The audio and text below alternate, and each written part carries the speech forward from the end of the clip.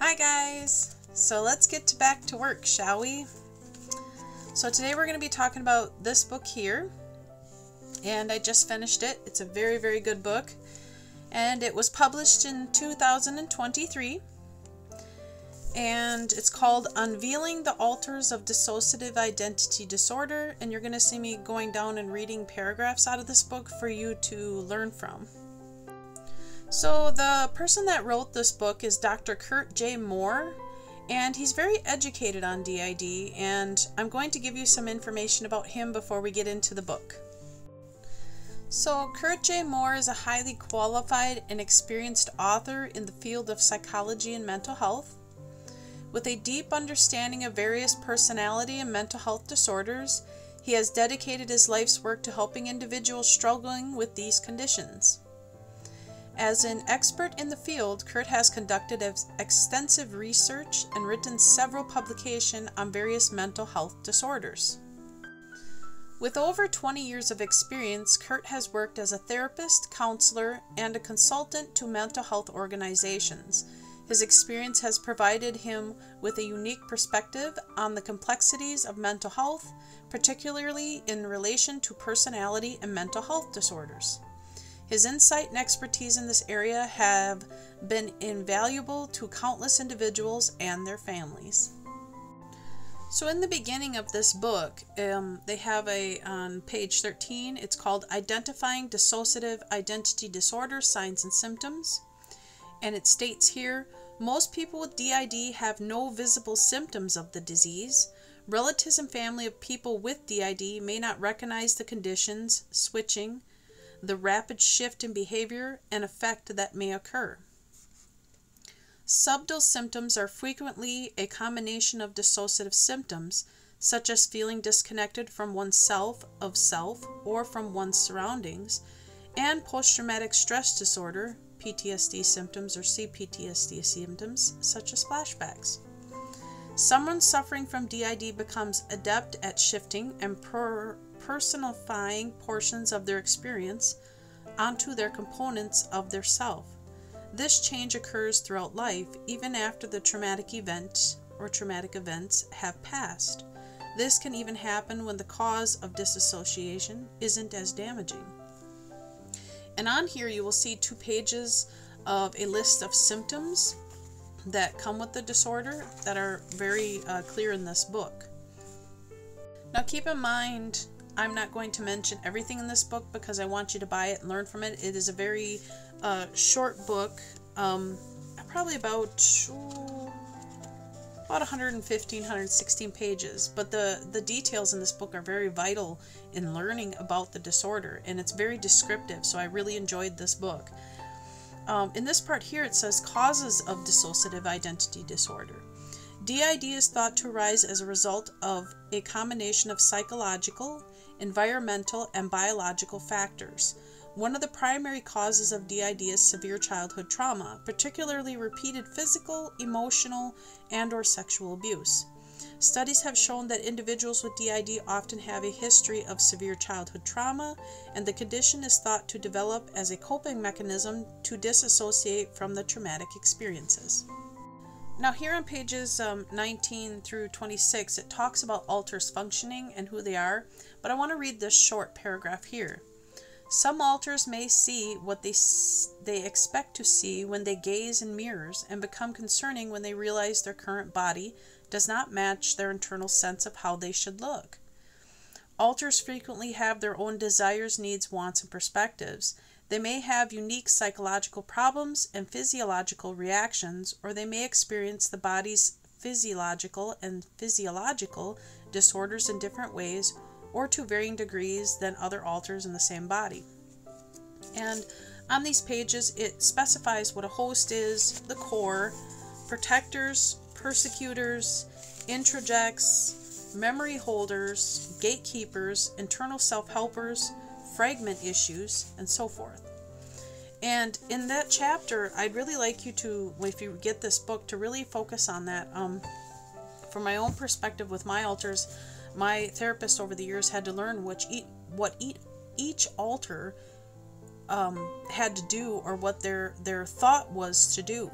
And in order to heal an alter, you have to get to know them and what their job is in the body. So a lot of times you'll have alters that will self-help. Alter 14, who is now integrated, was one of them that would self-help. She could connect with other alters' memories, but did not feel the emotions that they felt. So each alter has a vital job to do, and they can be helpful in your healing process. So now you're going to see my eyes down because I'm reading out of this book for the information that is vital to you. There is also chapters and a bit about OSDD in this book, but I will not get into detail about that because I do not educate on OSDD. They are two separate diagnostics, so I stick to the one that I know best, and that is DID. Now, here in this chapter, it talks about alter creations. And it states, I believe it is not the abuse itself, but rather the accompanying emotions that trigger the formation of alters. For instance, a person who experiences frequent abuse may want to escape, deny, or believe that it's happening to someone else. When they have no one to protect them, an alter may be created to act as their defender and help them cope with the abuse. Children may develop imaginary friends who bear the brunt of the abuse for them. But technically, that imaginary friend or alter is a part of that child that was created. It appears that disassociation is not solely caused by abuse, but rather the constant distress, desire for escape, and the tendency to imagine that the abuse is happening to someone else. The power of thought can be quite remarkable. Inadvertently, the person who experiences abuse can hypnotize themselves into disassociation, leading to the creation of a personality that can aid in coping with the severe situation. Now here it talks about newer alters. New alters may be created when the existing parts of a person with dissociative identity disorder cannot integrate new experiences or emotions that are perceived as dangerous or conflicting with their current state. These materials are utilized together frequently enough over time that they integrate into a new state of being. This appears to precisely capture the formation of DID and the formation of new alters in reaction to new trauma, high levels of stress, or other overwhelming situations. Alters form in this manner, begin from scratch, and lack the benefit of using qualities of another alter as a foundation. Nothing less, this can allow for a high level of specialization. According to structural dissociation theory, EP, emotional parts, are generated in response to severe trauma, whereas normal parts, AP, are reported created in response to or to deal with aspects of daily life. Splitting occurs in the older theory when an existing alter, or at first a terrified and traumatized child, denies what is happening to them, denies and rejects their own memories, thoughts, emotions, perceptions, or reactions. Now, I want to touch bases on this because I have just dealt with this recently. But first, I'm going to read this part so you have an understanding. When alter A is faced with trauma, they were previously unaware of, they may create alter B to hold the trauma and protect themselves from further realization. Alter B may also possess traits or actions associated with the trauma, such as anger or memories involving parents, etc. Alter B may or may not be similar to alter A, and may or may not consider alter A as their primary source or responsibility. Although many new splits feel disoriented, depersonalized, hollow, flat, or incomplete at first, these changes, which may only have a single core purpose or emotion, are known as fragments. And the reason I want to touch bases with that is I have two alters, younger alters, children alters. Alter 1, which is Toad, who is 3 to 4 years old, but also Alter Frog, who is also 3 or 4 years old. And they're similar in acting, mimics, how do I put that? It's like they're fragments of each other. But the thing is, they both kind of connect with the same memories. It's just that they each dealt with that memory in a different formation. So one was able to take on more of the not moving and dealing with the feelings of the abuse, while the other dealt with the emotions of the abuse.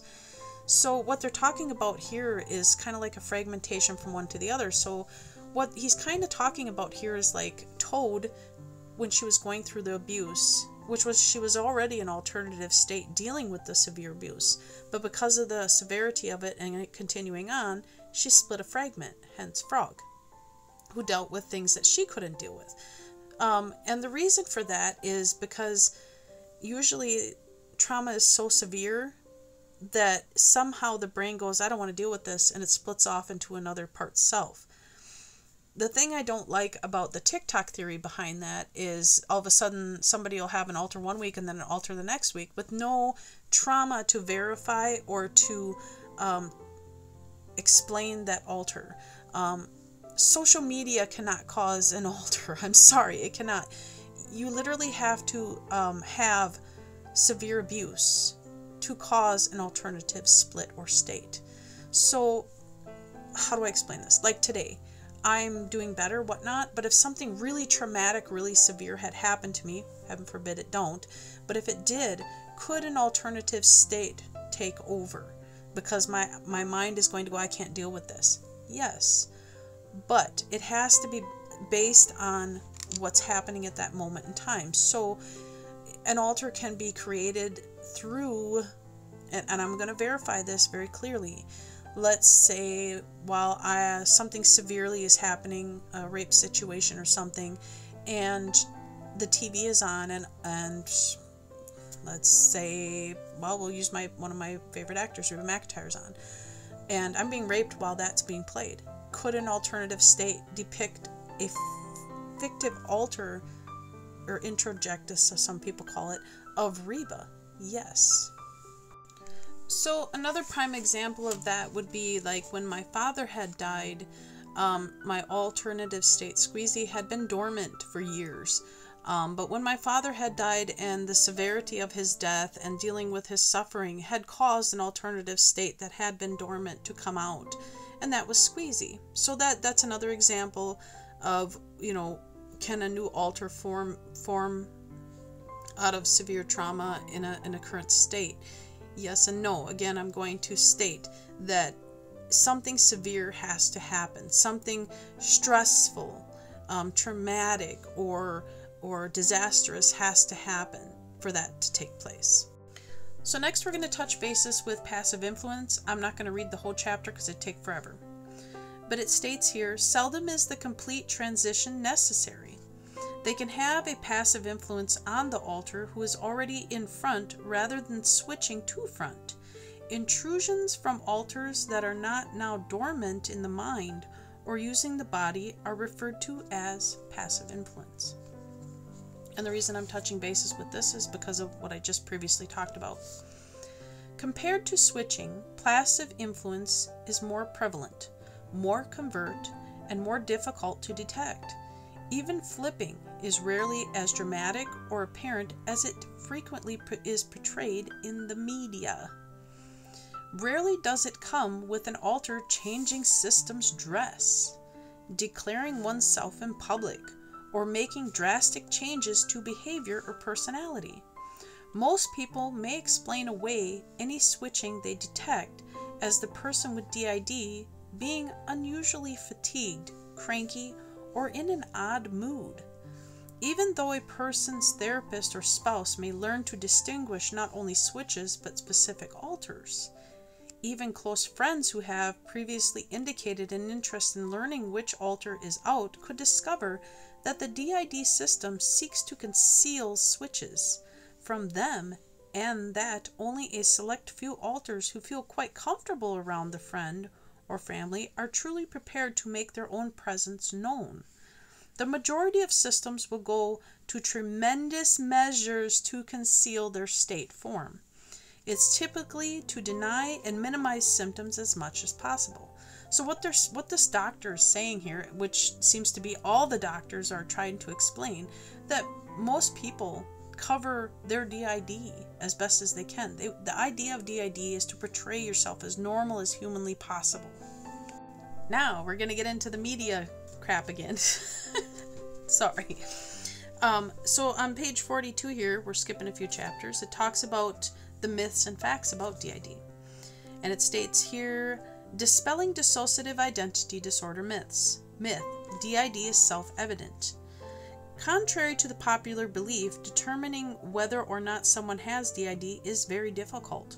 But for those with DID, the experience of having a fractured sense of self and not me thoughts, feelings, memories, or even body image is extremely genuine. Characters depicted in the media as having DID are sometimes shown wearing unusual clothing, demonstrating radically fluctuating behaviors, or appearing to be a different person entirely. Individuals with real DID rarely express themselves in such overt ways. Now, the myth about it's not treatable. Myth, DID cannot be treated effectively. DID is a serious mental health problem. Many therapists who are not trained in dissociative disorders struggle to notice it or identify it. People with DID can and do recover with good therapy from trauma and disassociation trained mental health professionals or the ability to consult with someone trained. DID patients can lead a full and productive lives. I love that part because that's what I'm going for, and I've been at this 9 years. So we're skipping a couple more pages ahead. Myth, DID is a personality disorder. DID is not a personality disorder, contrary to popular belief. DID is classified as a dissociative disorder in the DSM-5. There are several reasons why people may believe DID is a personality disorder. Some people still use their prior label, MPD, which was renamed DID in 1994. Another factor is that people with borderline personality disorder are more likely to have DID. While many studies reveal that the two disorder symptoms overlap, as do the many conditions, they also have specific traits and distinguish them, hence the reason why they're in separate categories. Memory gaps and sensations of detachment from oneself and the world can be symptoms of dissociative disorders. Personality disorders are distinguished by a continuous pattern of qualities that disrupt a person's stable life. So in another chapter of this book, they also talk about ruling out the factors, which if you go back in my previous videos, I talk about how the extensiveness of assessments is absolutely necessary by professionals to rule out any other issues that may cause dissociative amnesia or dissociative spells before getting a diagnostic of DID. So here on page 53 it says the methods used to diagnose dissociative identity disorder. Dissociative identity disorder should only be diagnosed by a mental health expert, such as a psychiatrist or psychologist, ideally one who has experience with dissociative disorders. If other diseases have been checked out, a general practitioner, family doctor, can perform an initial assessment and refer you to a psychiatrist or psychologist. A comprehensive psychological and physical health history will be taken as part of a dissociative identity disorder assessment. While no specific test exists for dissociative identity disorder, medical tests may be conducted to rule out alternative explanations of dissociative symptoms, such as neurological illnesses, pharmaceutical side effects, or intoxication. After alternative causes of dissociative symptoms have been ruled out, a person is evaluated for a dissociative identity disorder diagnosis using a specifically designed interview and personality evaluational tool. And I talk very vividly in my past videos about this. You have to rule out so much other stuff before you can be identified as having DID. And it's not some happy day to be diagnosed with it. I literally denied it for 5 years. That was the reason I started reading, is I was like, I don't have this. I'm going to rule this out one way or another. And even in my therapy sessions that some have been recorded, you can hear me screaming out and crying. I don't want this anymore. I want this to go away. Please get rid of this because I hate it. But then once I started reading about it and learning about it over the past 9 years, I decided, okay, I'm going to educate myself as best as I can to deal with it, because it doesn't just go away. The other thing I want to talk about, what I just read, is connecting your pieces of the puzzle together. Connecting your therapist or psychologist together, connecting your therapist, psychologist, and family doctor together.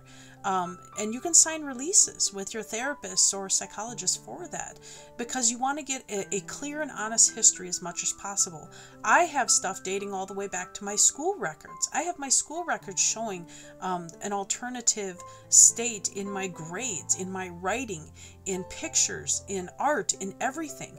I even have images of drawings from when I was 3 or 4 years old showing things that didn't, it was disturbing. So these are things that you can connect those pieces, connect your past, whatever's followed you along into today. Take it to your doctor, take it to your psychologist or therapist, and connect those pieces. Now here it talks about the treatment of DID. Yes, DID is treatable. Ooh, shocking. The way they talk about it on TikTok, it's not. Yes, it is.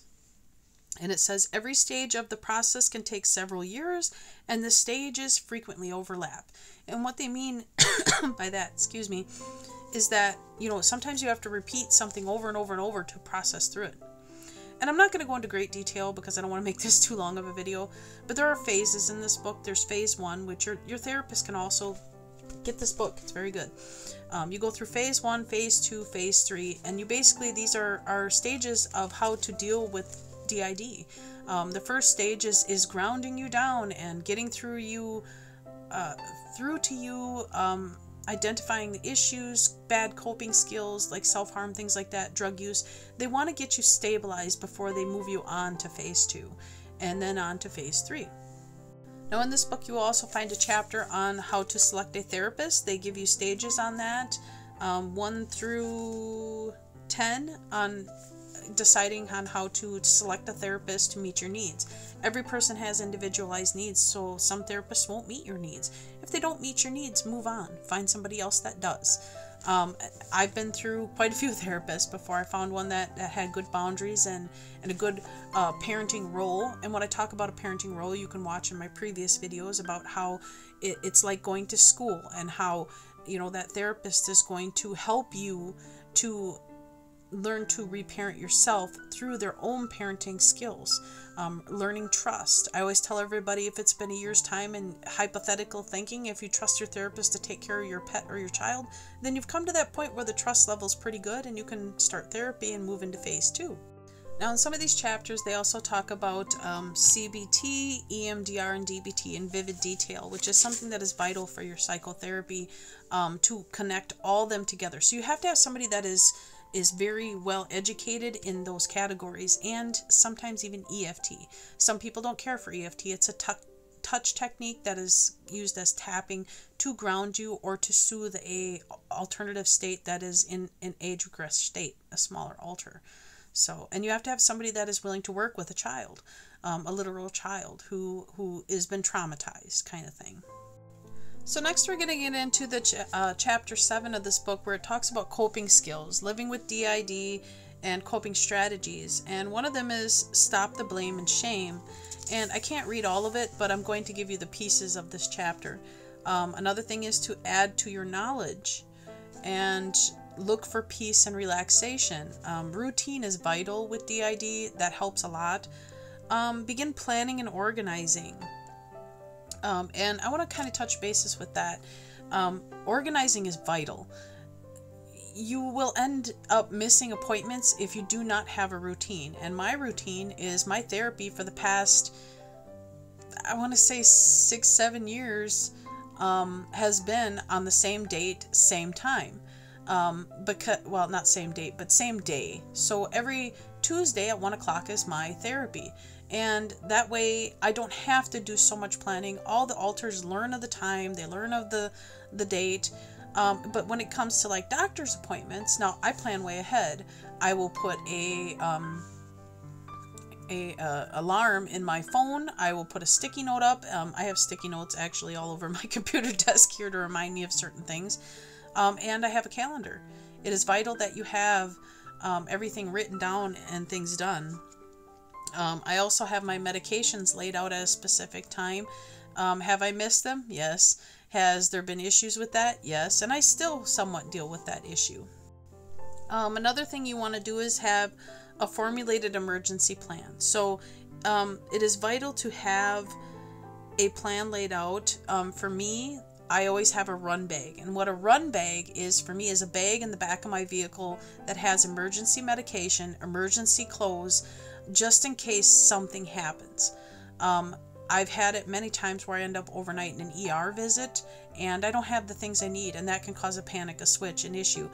So I always try to keep a run bag. Another thing is I wear a medical bracelet at all times. It's actually a Alzheimer's bracelet where it is locked on because alters will try to pull them off. So I have a lock bracelet. Hence means I can't get it off without the help of someone else. This keeps the bracelet on, so if something was to happen in a situation in public where I'm alone, at least someone can call the number that is on it to get a hold of the person that needs to help me. And that's vital. It's very important. And it has quite a few steps here, especially for the emergency part. One of the things that's important is contact my therapist if things get out of hand. It is vital that there is always a contact information for the person who is treating you, because they are going to know what to do with you.